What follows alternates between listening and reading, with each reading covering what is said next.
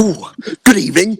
It's myself, Gav Mack, and look at that handsome beard of Adam the Greek Harilaou.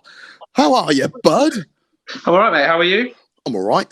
Welcome to Two Up Top, the regular football show. We do bits and bobs all over the place. We have reviews, we have previews, we have our top fives, and we just talk general crap about football for half hour or an hour or however long we decide to stay on the air for. But today, we can't go on too long because we've got to watch Man City versus Burnley. So on today's show, we have got, well, we're going to talk about embarrassing Arsenal because they are an absolute embarrassment.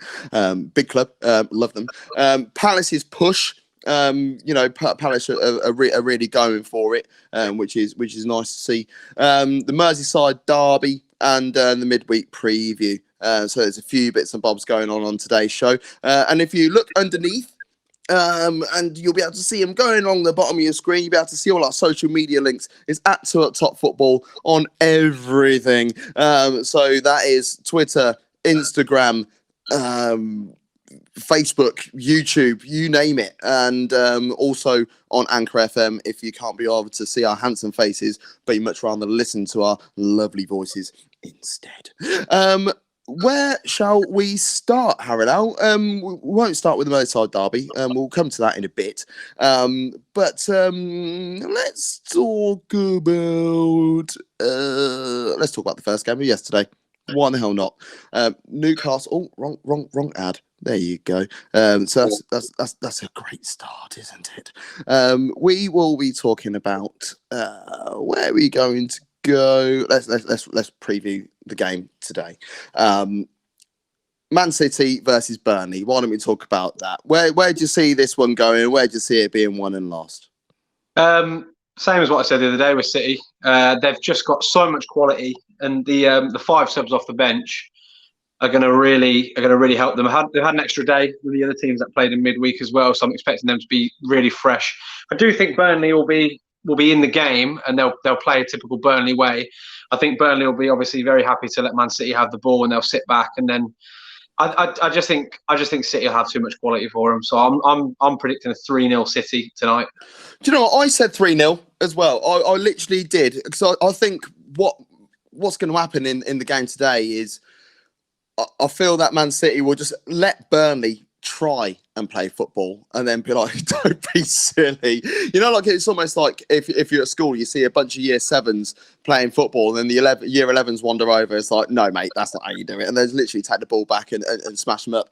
I haven't got the team news to hand at the moment. I'm hoping that will come through in a few moments' time. But it is live on Sky Sports later on tonight, so within the hour. And I imagine Sergio Aguero will have something to say in that game. I can't imagine people wanting to tune into Northampton versus Cheltenham. So I think that would be the game to go for tonight. Why the hell not? Right. Yesterday's games. Newcastle 3. Sheffield United 0. The goals came from Saint-Maximin, Matt Ritchie. He bagged as well. And the world-class striker, that is Joelinton, he also scored as well. So what do you break down that game? What do you think of that? I mean, like at half time, you wouldn't have predicted that it would go this way, but you know, John Egan, he picked up a yellow card in the first half, and then why make such a silly tackle like that? Well, the challenge like that in order to get yourself sent off.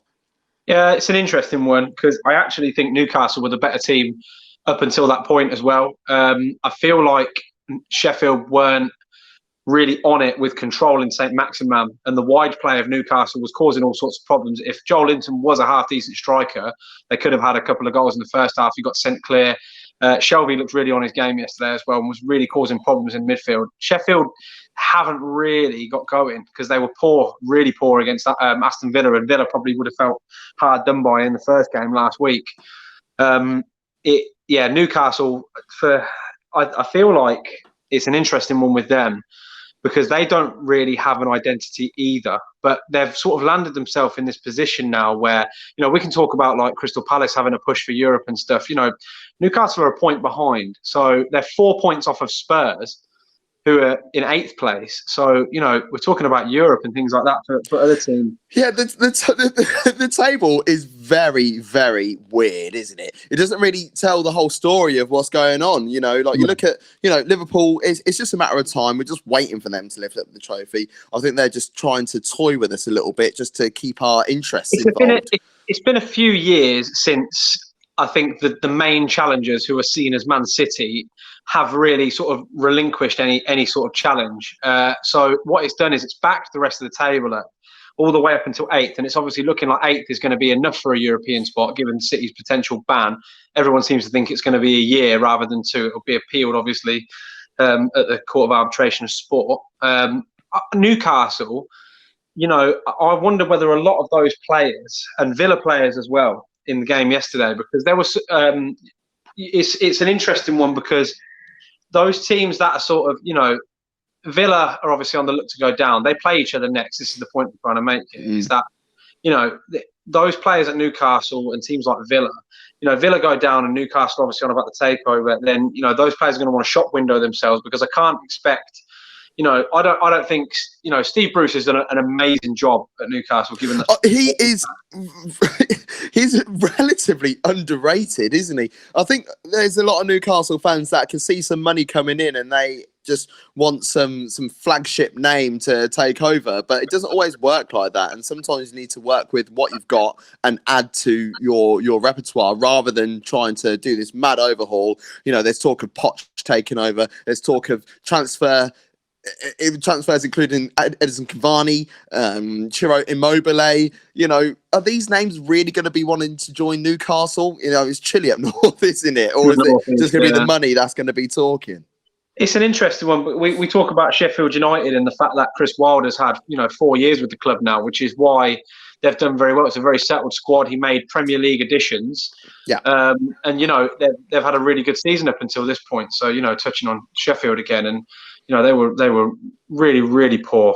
They didn't look like they were in the game in the first half, and it looked like all Newcastle. And again, the Saint Maximin, if Wolves are looking like they're going to lose Traore, then the logical choice would be to replace him like for like with a player who is almost exactly like him. And they couldn't handle his physicality and his running. He's so quick, and he obviously knows his way to goal as well. I think obviously looking at the mistake,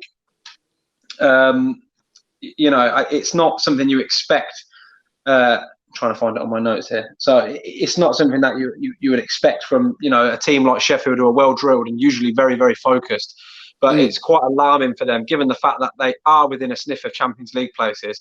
They would have been expected to get 3 points against Villa and probably expected to get 3 points against Newcastle. So to get 1 point from those 2 games is really poor showing for them. And Chris Wilder was not happy. Yeah, and Chris Wilder, we know if people are watching the show for the first time, we are both from Northampton, so we are aware of Chris Wilder being at the helm of Northampton Town Football Club, the Cobblers as they're known as. So we know what type of manager that Chris Wilder is. He's not going to be very happy with that, but there is still time to turn it around, and they are a very astute side. The issue is that their next game, if we have a little look at their next game, is against Manchester United on Wednesday night, which is live on Sky Sports at 6 o'clock if you want to watch that. It's also my stepson's birthday. He's going to be 5, so make sure everybody wishes Harry a little happy birthday on Wednesday. But yeah, Sheffield United, they're going to be without Dean Henderson for this game, who didn't have his best game against Newcastle, but because it's his parent club, they're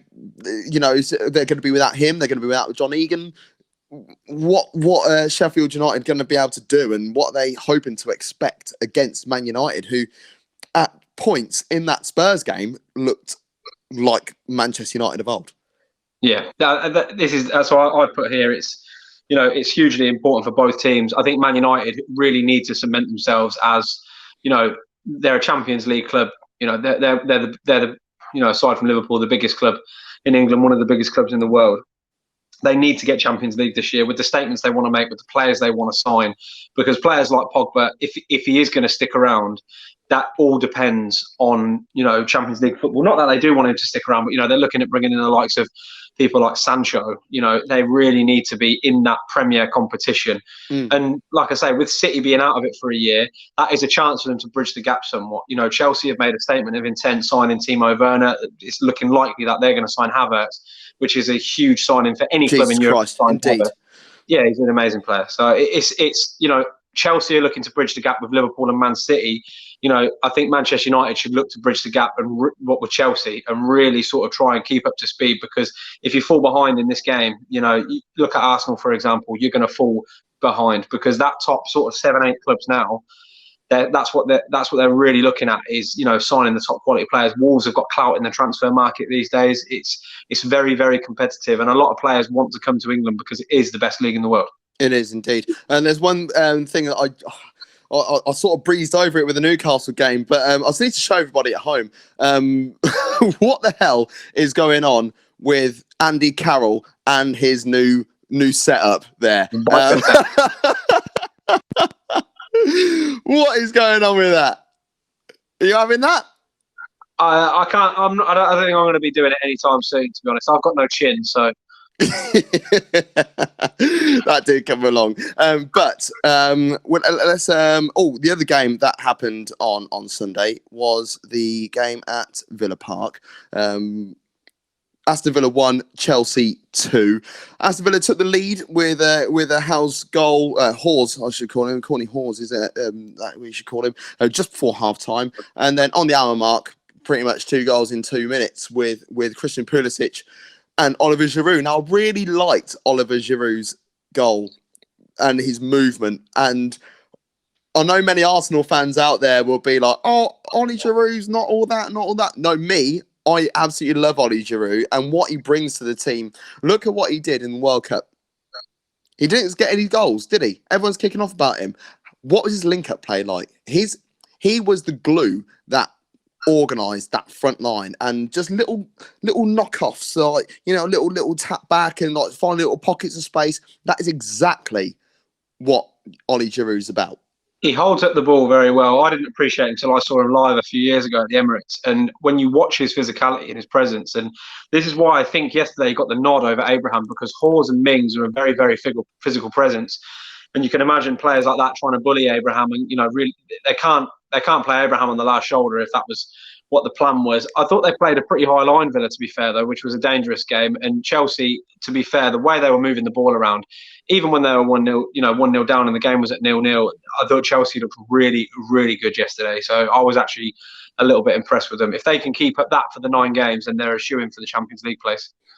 Oh, well, why not? They're in the top 4. They're enjoying themselves at the moment. What I love is the fact that there is so much young talent knocking around there. Yes, they are able to spend again now. It's almost like a free ticket this first season for Frank Lampard, but at the same time, he's gone out there, as you mentioned already before, he's bought Timo Werner. He's not a 28, 29-year-old proven striker. Yes, you could say that he's proven to a degree, but he's 23. So the youth mentality is still there, which I really enjoy. And I can see the way Leipzig play football, they play with the front 3. So, and Timo Werner could do any of those areas in the front 3. He could play wide left, he could play wide right, he could play through the middle. So this works out brilliantly for Chelsea going forwards. And it's because I know that some Chelsea fans will be thinking, I don't know if we're going to be able to play Tammy Abraham anymore. Well, yes, you can with Timo Werner, because Timo Werner could cut him from the left. The joy with Tammy Abraham, he can hold the ball up and he can feed anyone into the game. So they'll have Ziyech on one side, Werner on the other side. He's going to be an absolute focal point for Chelsea going forwards. Depending on what Chelsea do, because they can play in at least the thing with Chelsea at the moment is that they kind of remind me of Spurs from a few years ago. They've played a few different systems this year.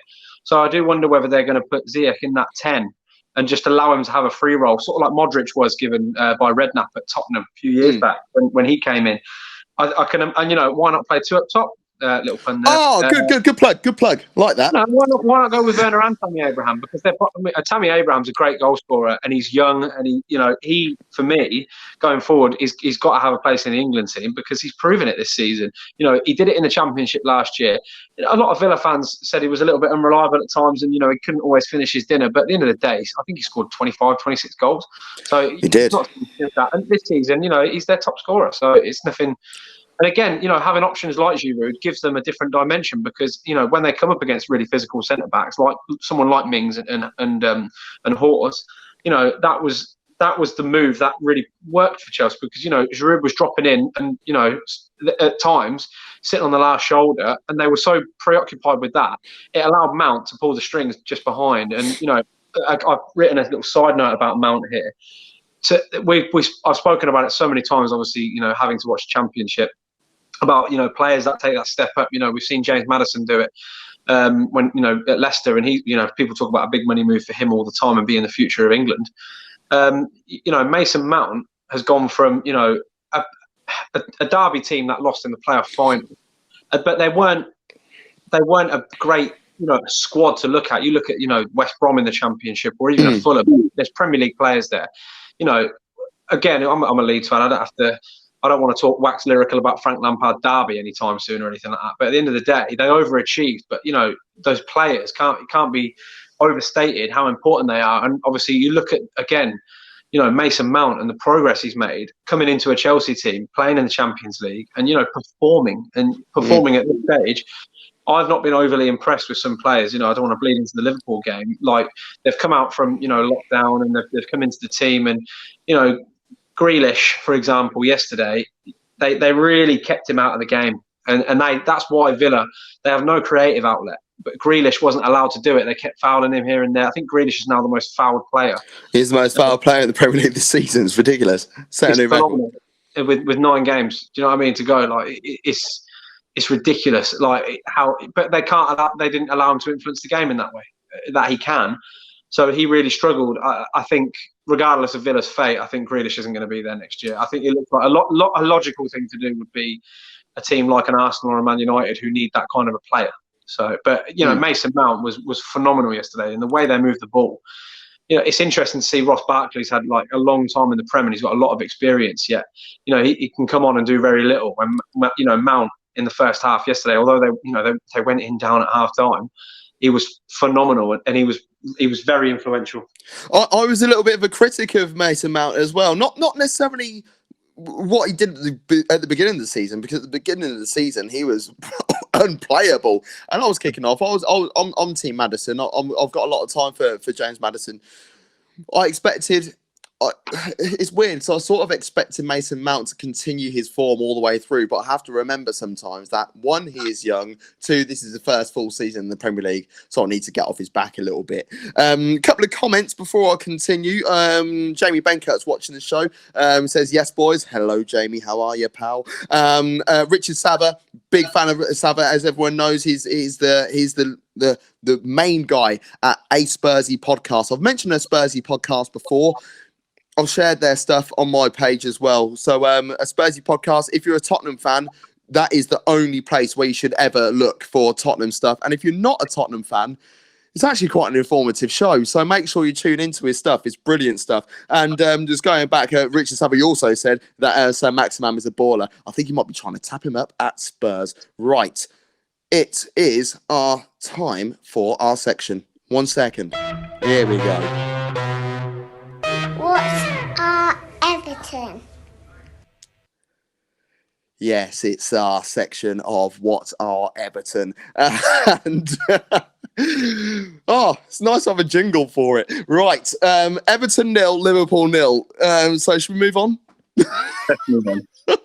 It wasn't the greatest spectacle. I don't know what I was going to expect, really. We watched all the Bundesliga since its return. We know it's taken a little bit of time for it to work. We shouldn't be expecting high intensity from the Premier League games straight away.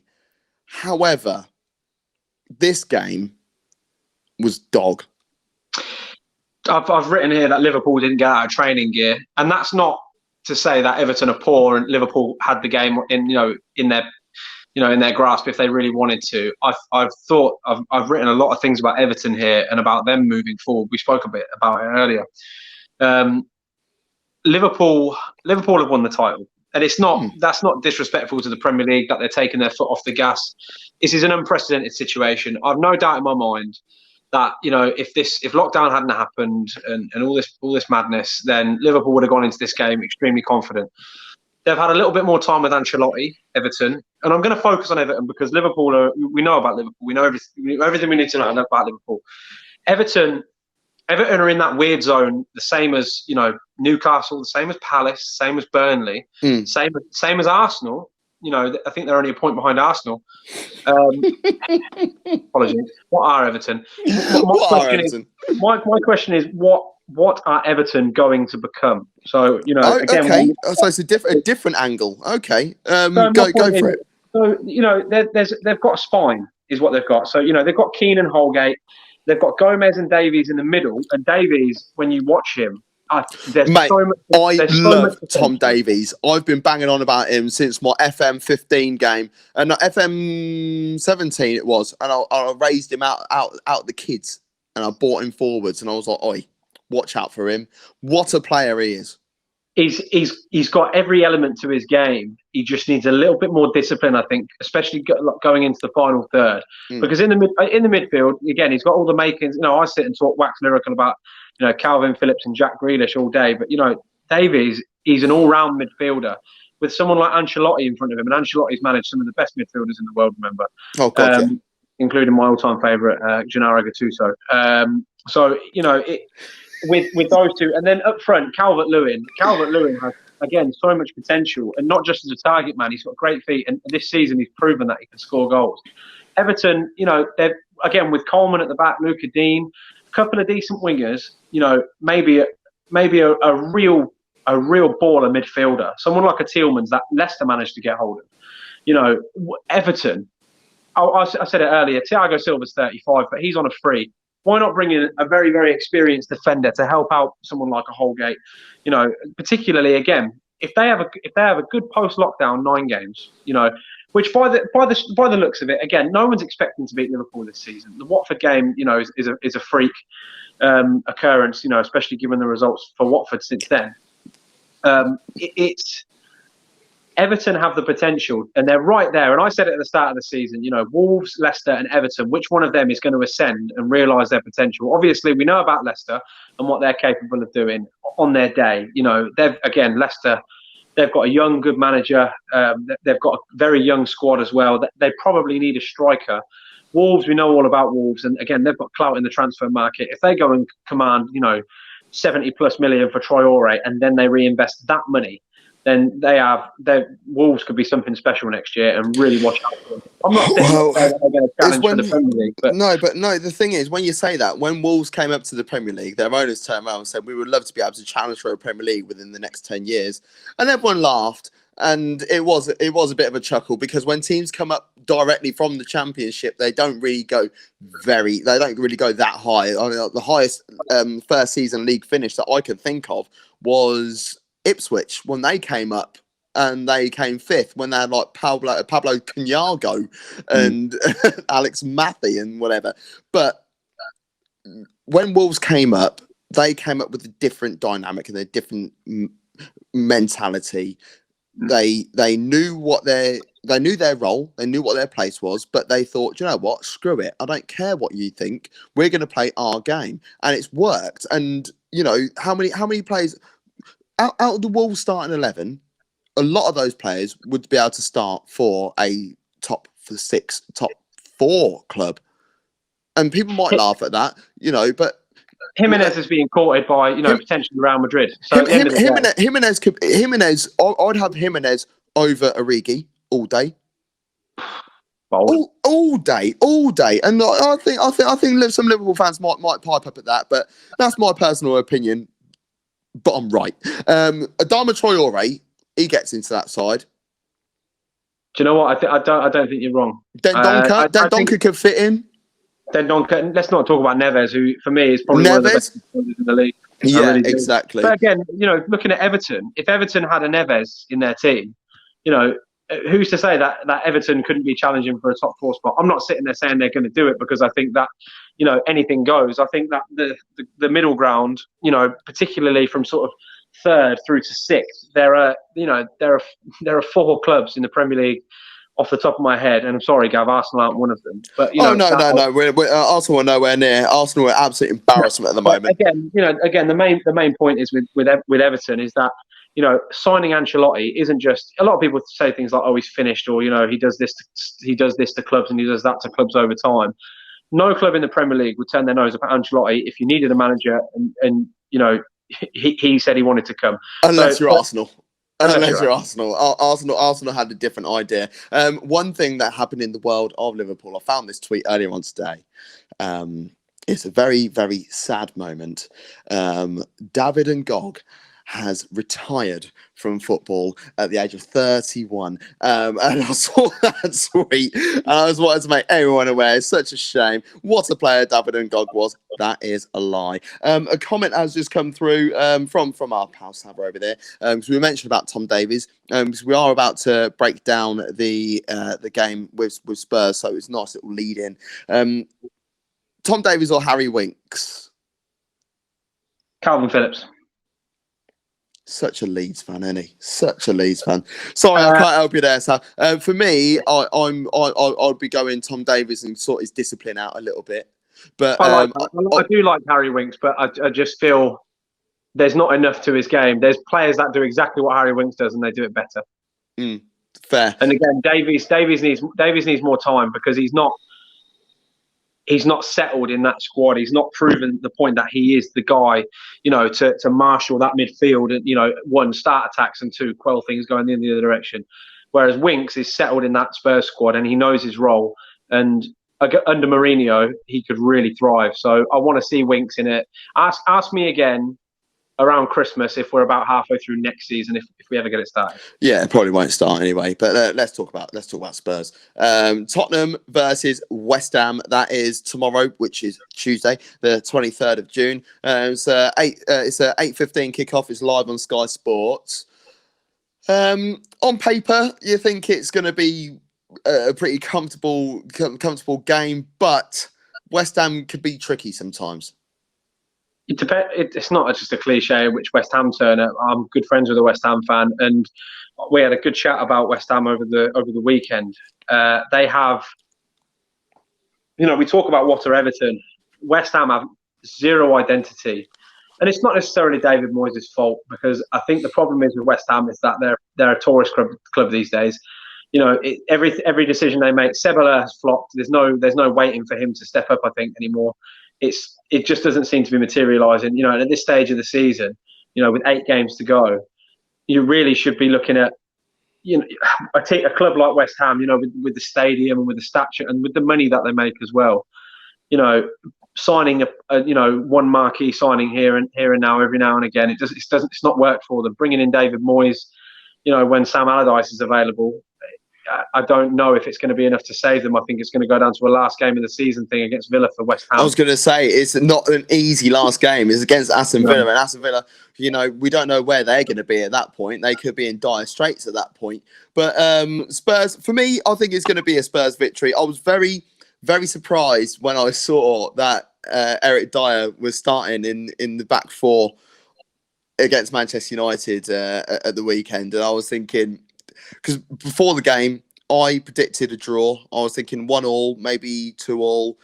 And then I saw the team lineup. I was like, wow, that has got to be a 3 or 4-0 Man United. But Spurs were good. Spurs, Man United, they had their spells and they were brilliant at times. And I wouldn't blame Man United. I would more praise Spurs with their defending and their structure. I think they defensively, they handled Manchester United very well. But going forwards, they were toothless.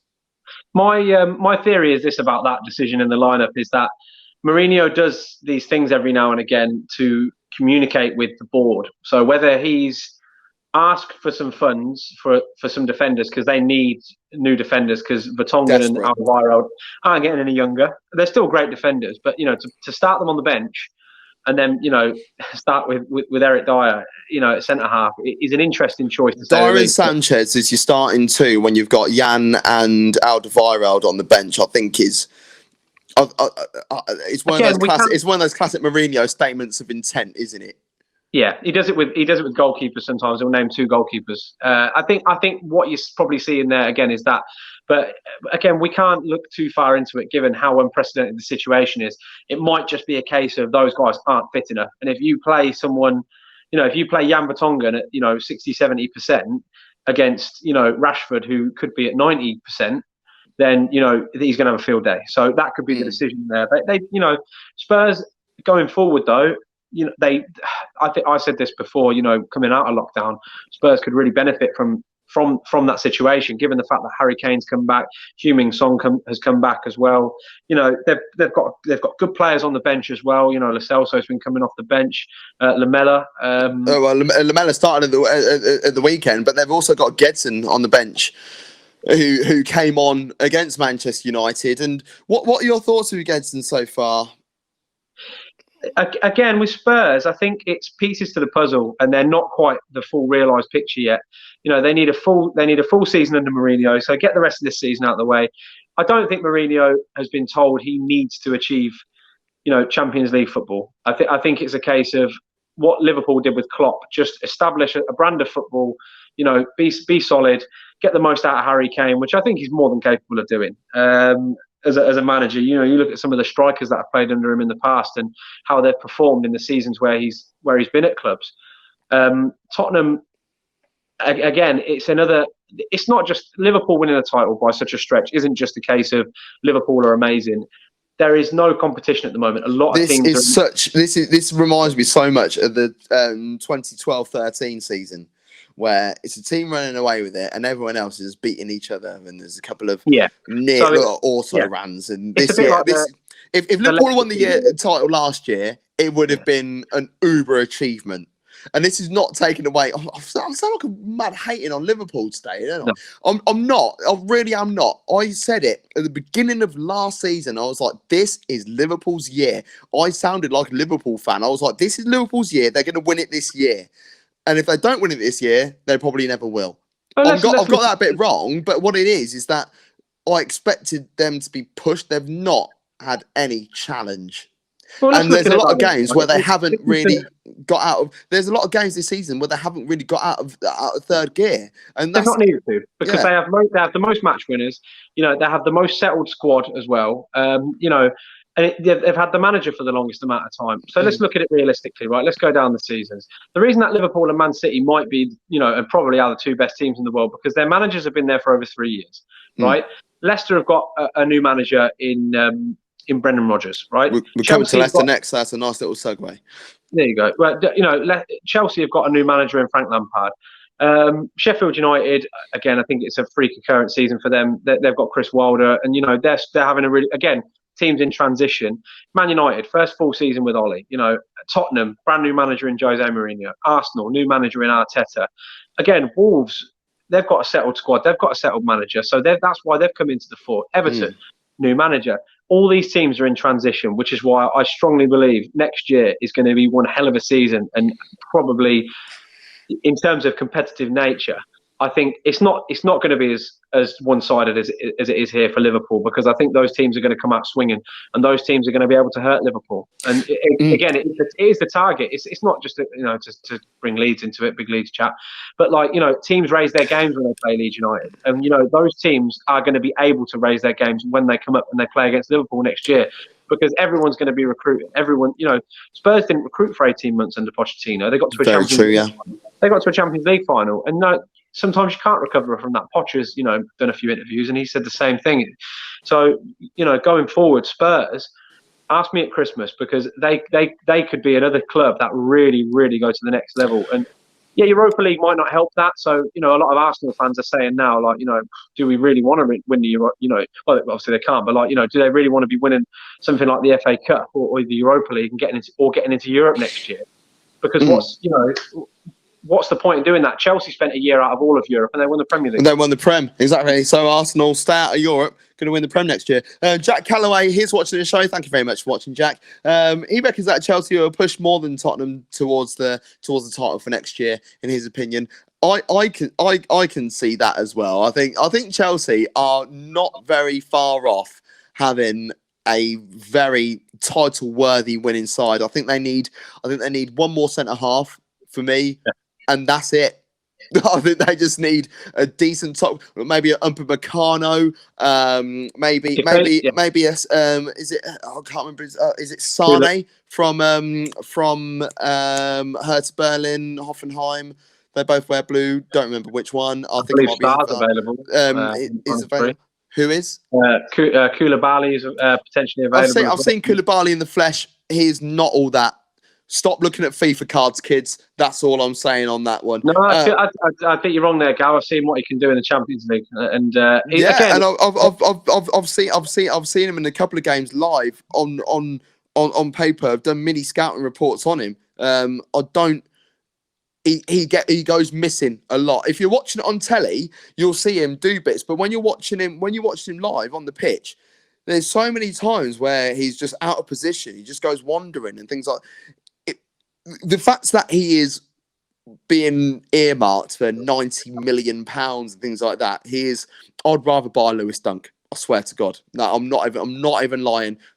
Kids, not you, Adam. I'm just saying, kids in general, stop looking at FIFA cards when you're looking at a player. Watch the player and watch them in depth and see what they're about. I hate to say it, but I hate to say it again to reference Leeds, but Ben White from Brighton. If Brighton get relegated, which a lot of people want him to after Brighton's weekend performance against Arsenal and the way they bullied that game, someone like Ben White who's on loan at Leeds, if that team's got Premier League players in it, I don't know if anyone's watched Ben White this season, but he would be an incredible acquisition for anyone because he stands out so much in the Championship. He's far and away one of probably the best centre half in the league. He's been earmarked as one of the best players in the EFL this season. So the fact that I haven't seen as much of him as you have, as you can imagine, but from what I have seen of him, he's a top young talent and he is going places. Talk about Brighton, and you mentioned Leicester earlier on today. Whoa, there you go. Lovely little segue. Leicester versus Brighton. That's also tomorrow, Tuesday, the 23rd of June. If you're watching it tomorrow, which means the game is today, at 6 p.m. also on Sky Sports. Leicester, they didn't come out the block against Watford. Watford, for them, for me, I would say it's a very well won point for Watford at the weekend, and 2 points dropped for Leicester. However, Brighton, a free hit game. They weren't expecting to get anything out of it and picked up 3 points against Arsenal. So how can you see this one going? Again, it's so difficult to pinpoint exactly what can happen because of how lockdowns happened. Leicester were sharp against Watford. I think a lot of teams have struggled to find their feet in front of goal, barring obviously Newcastle at the weekend and Man City against Arsenal in the first game. I would go with a Leicester win, given again having watched Brighton, it was a smash and grab against Arsenal, and some poor mistakes allowed Brighton to win that game, and some very interesting. Obviously, the whole goalkeeper thing. I think Arsenal were a bit rocked, so I'm not gonna put that down to Brighton, playing Arsenal off the park or anything like that. So I'm gonna go with the Leicester 2-0, pretty solid, conclusive stuff. Yeah, I'll tell you what I would love to see from Leicester: a run of games, starting games for Demarai Gray. He is the Theo Walcott of Leicester in terms of game time, but he has got bags and bags of talent. If he doesn't start these next few games, if I was him, I'd be looking at a move away, because he is good enough to play for anyone. I don't know whether it's an attitude thing. I don't know if there's any Leicester fans that are knocking around. I know you're a very good friend. One of your very good friends is a Leicester fan. And we've been in the car on the way to the studio back in the day when we were able to see each other in the flesh. And he's been on the phone to you talking about Leicester and how they've been getting on. I think Demarai Gray is better than a couple of players that could potentially sit in his position. I think if Leicester go with like more of a 4-3-3 rather than a 4-5-1, then for me, he has to start. It has to be Vardy through in the middle with Harvey Barnes and Demarai Gray. I think the system that's worked for Leicester this year, they're going to be reluctant to change that. And it's not to say that, Demarai Gray's this or he's not good enough. But, if he doesn't fit into that system, we spoke about it earlier with Nketiah very briefly. At Leeds, I have no doubt in my mind that for the right club, Nketiah is going to score a bagload of goals because he's got talent and he's a very, very fit young man. He's very, very quick. And he gets them runs in behind are deadly. But, someone like, but he didn't suit our system. It's the same thing with Gray at Leicester. if he doesn't suit that specific system, then they can get a good fee for him and send him off somewhere where he's going to be able to take points off of other clubs in the league for Leicester. So Yeah. that could be a good bit of business for them. You've seen Man United do it for years. They almost give players to their rivals. They did it with Juan Varane to Chelsea. Knowing that he's going to put good performances in and take points off of rivals by helping another squad. It's actually semi-clever. And there's a comment here from Adam Deering, a very good friend of mine, as everybody knows. Thank you very much for watching, Mr. Deering. I don't see him playing ahead of Barnes. I think he's talking about Demarai Gray. Well, no, I don't see him playing ahead of him. I expect to see a front three I say front three. It is a 4-2-3-1 technically. With the three in behind being Maddison in the number 10, as the kids call it nowadays, and then have Demarai Gray and Harvey Barnes either side of Jamie Vardy. I would like to see that, and I think that would be absolutely potent. I really think it would be. Brighton. Let's talk about Brighton. Going back to a bit of breaking news from earlier on today, that there will be no further action taken against Matteo Guendouzi for the fracas, if you want to call it, with him and Neil Maupay. And personally, yes, I'm an Arsenal fan. Everybody knows it, but everyone knows I'm a football fan first. I think that Guendouzi's got away with that, and that's where we leave that one. Arsenal are rocked at the moment, and their confidence is God knows doing what.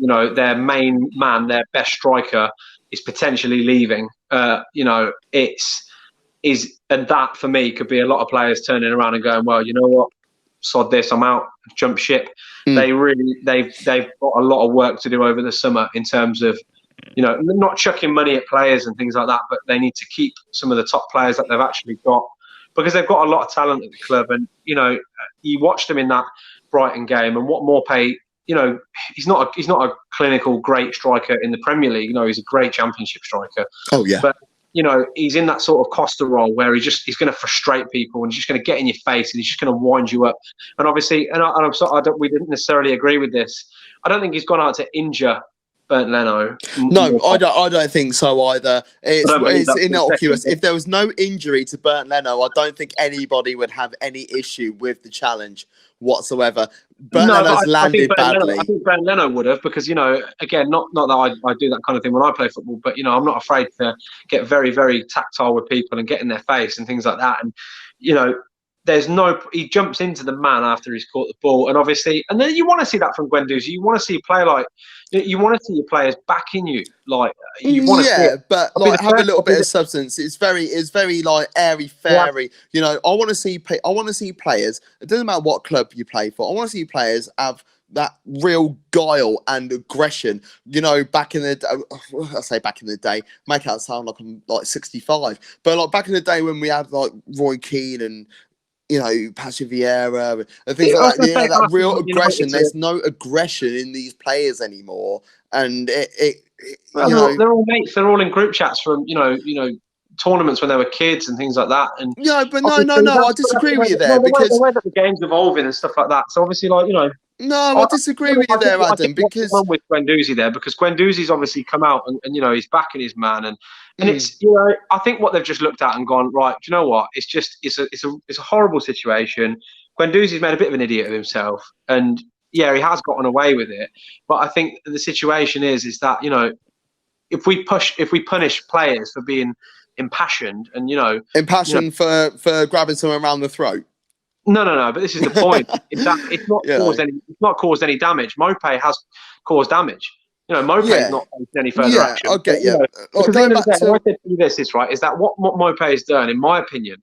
And if people disagree, that's fine. But he didn't mean anything by the challenge. But it's not a mistimed challenge. He's physically jumped into the player after he's got the ball to try and cause something.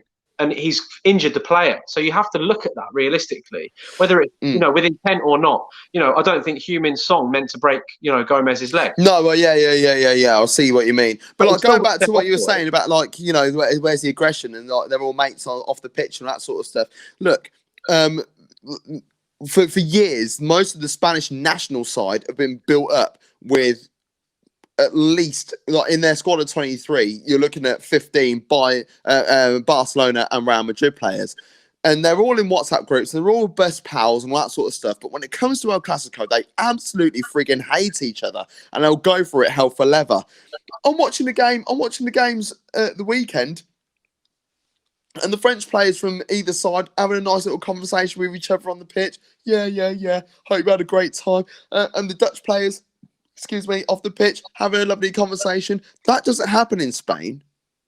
And it doesn't happen in La Liga, but it happens in the Premier League. And I'm just going to start focusing on the Bundesliga. That's what I'm going to start doing, but not until the end of the season at least. Let's move on. We've only got a couple more games to run through because we need to run because it's Man City in 15 minutes. And if you're a Northampton Town fan, you'll be watching the telly right now.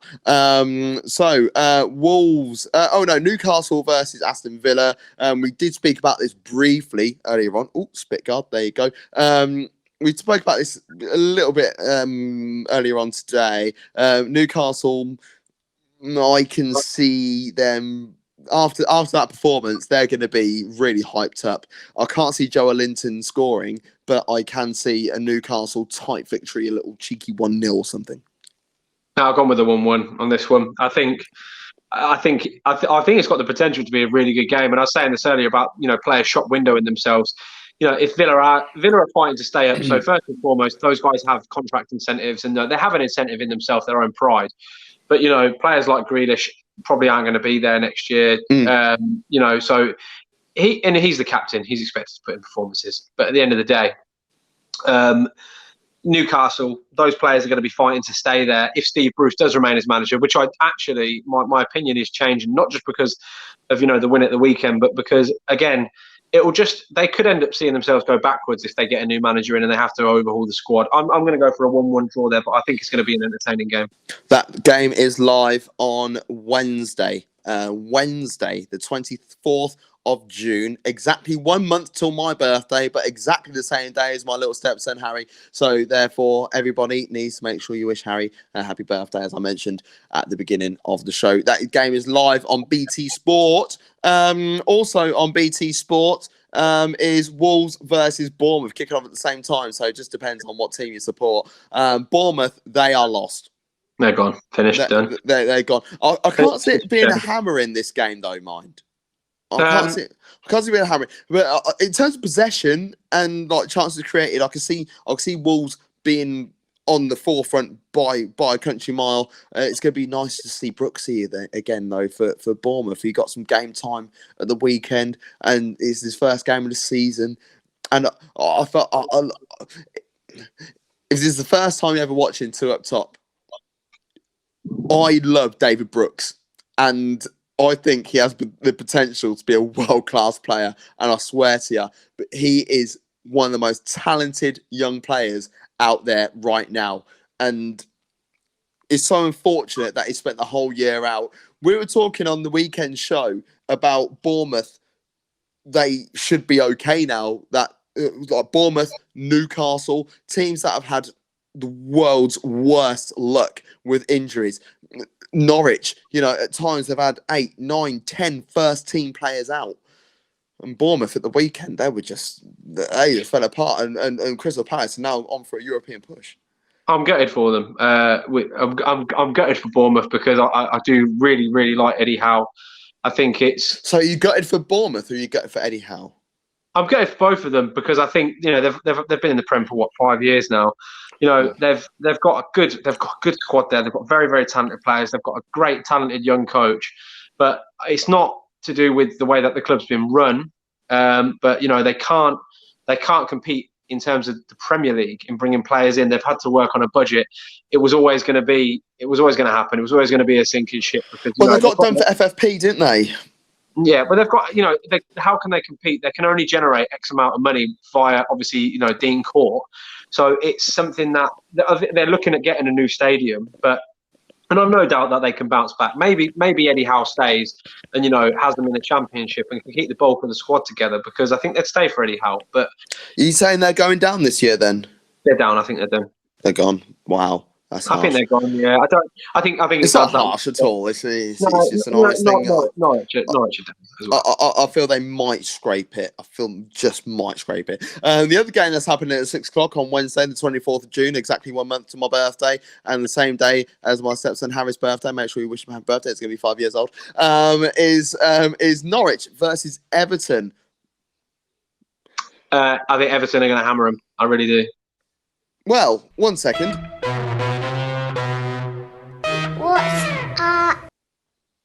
What's for Everton? It's Norwich are gone. We know Norwich are gone. They really needed to win against Southampton at the weekend. Well, the first game's back, was the Friday game. And they opened at the first 5-10 minutes. They were brilliant. And after that, they looked really, really shoddy. That game is live at 6 o'clock on BBC. So the first half you'll be able to watch it on BBC Two, and the second half you need to check over to BBC One. But as I said in the comments, you can see there live on BBC.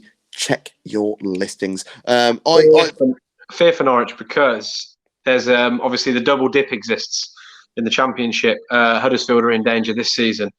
We've seen it happen to Sunderland as well. Obviously, they're still in League One. Norwich are going to lose Campbell. Norwich are going to lose Pookie. Norwich are going to lose Buendia. Norwich are going to lose Max Aarons. It's very, they've got on paper, they've got a very, very talented squad, and they play lovely football, but they've just not got the job done against the teams around them. Going out and beating Man City early on in the season is great. Yeah, it's tidy, it's nice, a bit of an ego boost, but at the end of the day, if you can't turn up against your Bournemouths, you can't turn up against your Villas. They got tonked at home only a couple of weeks after they beat Man City by Villa 5-1, and they're going to need to be really, really, really smart in the summer in who they bring in with some loan signings and stuff. But the thing is, FFP is getting much, much tighter down in the Championship. We've seen 4 clubs this season, be charged, and I think they're giving them a little bit of leeway given the current situation. But yes, Derby, Birmingham, Sheffield Wednesday are in big, big trouble. So Norwich need to be very, very careful because the Championship is so competitive. And no disrespect to Norwich fans, but and they'll say the same thing. They're done. They are indeed. And the final game we'll preview is also on Wednesday night, the 24th of June, 8:15 kickoff. Liverpool could potentially win the title that day. However, I do feel that Man City are going to win today against Burnley. So therefore, they will have to wait until they play against each other midweek next week. Chris Bull all over again. This is what I said. It's got history. I don't think Liverpool will have jitters because they know that they're going to get the job done at some point. I said City could go 9 for 9. Liverpool aren't going to go 1 for 8. Yeah. So Liverpool will get the job done by hook or by crook. I don't think they'll be perfect across these 9 games. I don't think they'll care. I think the thing that hurts Liverpool the most is the fact that the history books will show them lifting the title in empty stadiums, and it's heartbreaking for them because it's such an important moment. It's something that, if Leeds get promoted, without throwing it away against Cardiff, if Leeds get promoted, we're not going to be able to celebrate how we want to celebrate. And even if we do, I have to ask myself the question is, do I put myself and my loved ones at risk by going to Leeds, just for a moment in history? Yes. It's a tough one. It's a tough one. Yeah. By then, we reckon that the R number is going to be like 0.5, and then that 1 to 5, that Nando's chart is going to be on like a 2. So a lemon and lime. Yeah, it'll be on the lemon and lime before the mild. I have to ask myself the question. I'm happy with having my good friend Will come over, and we can cry if we don't do it, and we can cheer if we do. Brilliant. I'm going with a 4-0 Liverpool win, by the way. Right. Just let everybody know what's happening on Two Up Top over the next few days. So on Thursday, we have at 11 a.m. the Premier League Game Day 31 review live on our YouTube channel. And if you don't know what our YouTube channel is, well, you're clearly not paying much attention to the Two Up Top football Facebook page or my personal Facebook page where I've been plugging this left, right, and centre. But don't worry about it. I'll put it up anyway. It's at Top Football on all social media platforms anyway. On Thursday at 5 p.m. So we've got 2 shows on Thursday. We've got our 5 midfield. We're doing our top 5 list. That's going to be live on our Facebook page. We're going through our top 5 fullbacks of all time. Yes, Seth Johnson is going to make an appearance, or is he? On Saturday at 11 a.m, our weekend preview of the FA Cup games. That's going to be live on YouTube. Sunday, the 28th of June at 11 a.m. is the final day review of the Bundesliga season, and we've absolutely loved it so far. And Flo Wolfram from Bayer Leverkusen will be joining us on the show as always. And then on Sunday night, so no show on Monday. On Sunday night, we'll be reviewing all the games that happened in the Premier League as well as the FA Cup games, and that show will be on YouTube. And as you can see at the bottom of the screen, all shows are available on all major podcast providers or on anchor.fm/TUFT, which stands for Two Up Top Football. Harilaou. Yes. Thanks for joining me tonight, Monfrere. Cheers, man. Thanks for having me. Ah, stop it. You're part of the family. You all know this. But for myself and the handsome Greek god over there, thank you and goodbye.